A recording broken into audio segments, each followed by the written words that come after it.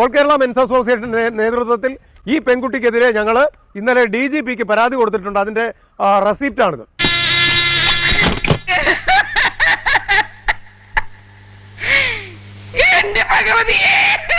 അപ്പോൾ DGPക്ക് പരാതി കൊടുക്കാൻ വേണ്ടി ഇന്നലെ ഞാൻ പോയപ്പോൾ വളരെയധികം പോസിറ്റീവായിട്ടുള്ള ഒരു മറുപടിയാണ് അവിടെ നിന്ന് ഉദ്യോഗസ്ഥർ തന്നത്.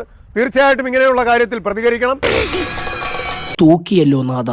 ഞങ്ങളുടെ ഭാഗത്തു നിന്നുള്ള സഹകരണം ഉണ്ടാകും എന്നുള്ള രീതിയിൽ അവരെ കേസെടുക്കുകയും പരിഗണിക്കുകയും റെസിപ്റ്റ് തരികയും ചെയ്തിട്ടുണ്ട്. ഇവളൊക്കെ മുഖടച്ചൊന്ന് കൊടുക്കുക വേണ്ടത്. അങ്ങനെ കൊടുക്കാൻ ആളുണ്ടായിരുന്നു, അവൾ ഇങ്ങനെ കിടന്ന് തുള്ളുവോ? ഈ പെൺകുട്ടിയെ എന്തോ അങ്ങ് ചെയ്തു എന്നാണ് നമ്മൾ ആ വീഡിയോയിലൊന്നും കണ്ടിട്ടില്ല. അതാദ്യം മനസ്സിലാക്കണം. വനിതാ ദിനം, വനിതാ മോചനവേദി, ഇതൊക്കെ ഇവിടെ ആവശ്യമാണ് എന്ന് കരുതി കാലത്തെ ഒരു സ്ത്രീയെ പിടിച്ചാൽ ബലാത്സംഗ വീരനാണെന്ന് പറയരുത്. ആണുങ്ങളൊക്കെ ഇവിടെ ജീവിച്ച് പൊക്കോട്ടെ. ആ വീഡിയോയിൽ എന്തെങ്കിലും ഉണ്ടോ? ഈ പെൺകുട്ടി കൈയും പൊക്കി കക്ഷവും കാണിച്ചുകൊണ്ടിരിക്കുന്ന അല്ലാതെ അവിടെ വേറെ എന്തെങ്കിലും ഉണ്ടോ? ഒന്നുമില്ല, അവിടെ ഒന്നും കാണിക്കില്ല. അദ്ദേഹം വേറെ എന്തോ ആലോചിച്ച് ശ്രദ്ധിച്ചിരിക്കുന്ന ഒരു മനുഷ്യനാണ് നമ്മൾ കണ്ടത്. അതൊന്നും എനിക്കറിയാൻ മേല.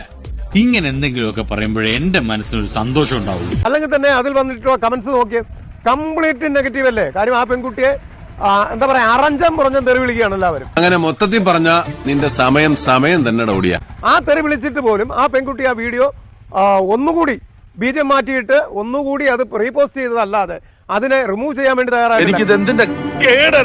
നേരെ തിരിച്ച് ഇദ്ദേഹം എന്തെങ്കിലും ഒരു ബുദ്ധിമുട്ടുണ്ടായിരുന്നുവെങ്കിൽ ഇദ്ദേഹത്തെ വെറുതെ വിടോ? ഉടനെ പോലീസായി കേസായി അദ്ദേഹം ജയിലിലായനെ. എന്തുകൊണ്ട് ഈ പെൺകുട്ടിക്കെതിരെ നടപടി ഉണ്ടാവുന്നില്ല? ഇതാണ് ഇവിടുത്തെ വ്യവസ്ഥിതി. We are living in a very cruel society. ഇവിടുത്തെ ക്രമസമാധാന നില ആകെ തകരാറിലായിരിക്കുന്നു. നിപ്പച്ചന് മനസ്സിലായില്ലേ?